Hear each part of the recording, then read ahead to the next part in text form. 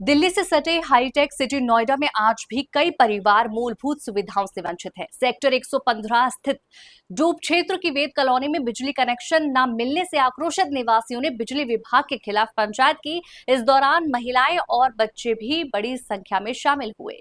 Colony निवासियों का आरोप है कि सरकार ने उनकी जमीन अधिग्रहित कर प्लॉट की रजिस्ट्री तो कर दी, लेकिन बिजली पानी जैसी मूलभूत सुविधाओं से वंचित रखा। स्थानीय सांसद और विधायक से शिकायत करने के बावजूद समाधान नहीं हुआ, जिससे नाराज होकर उन्होंने विरोध की राह पकड़ी।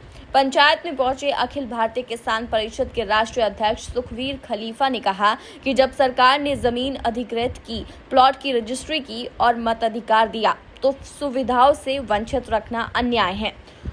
उन्होंने चेतावनी दी कि यदि समस्या का समाधान नहीं हुआ तो पंचायत आंदोलन का रूप लेगी और ये आंदोलन तब तक जारी रहेगा जब तक कॉलोनी की बिजली की सुविधा नहीं मिल जाती। अरे भैया, ये पंचायत हो रही है, आप आए, क्या कुछ उनकी समस्याएं हैं और उसका निवारण आप किस तरह करेंगे?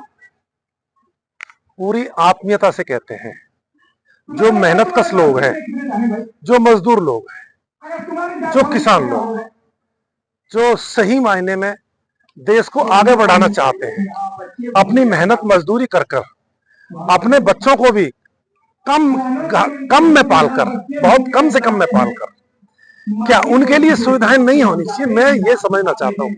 मेरी बात, अभी मैं पंचायत में आया हूँ, मैं इस बात को समझूंगा।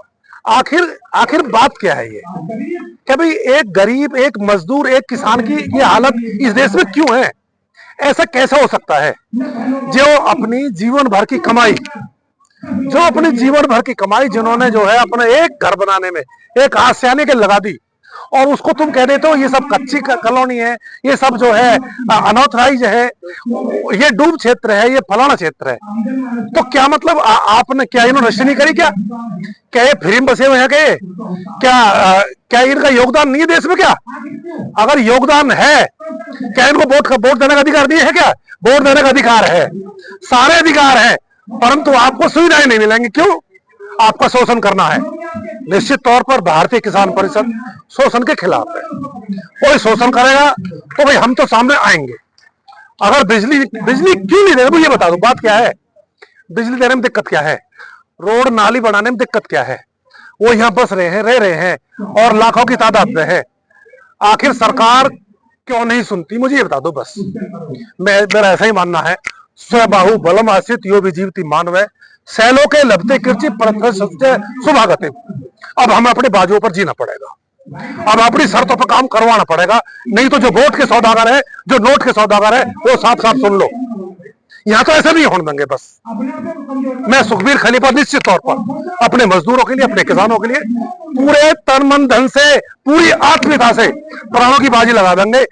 पर ऐसा नहीं होगा, अब इस तरह नहीं होना चाहिए। अगर होगा तो भारतीय किसान परिषद के आक्रोश का सामना करना पड़ेगा।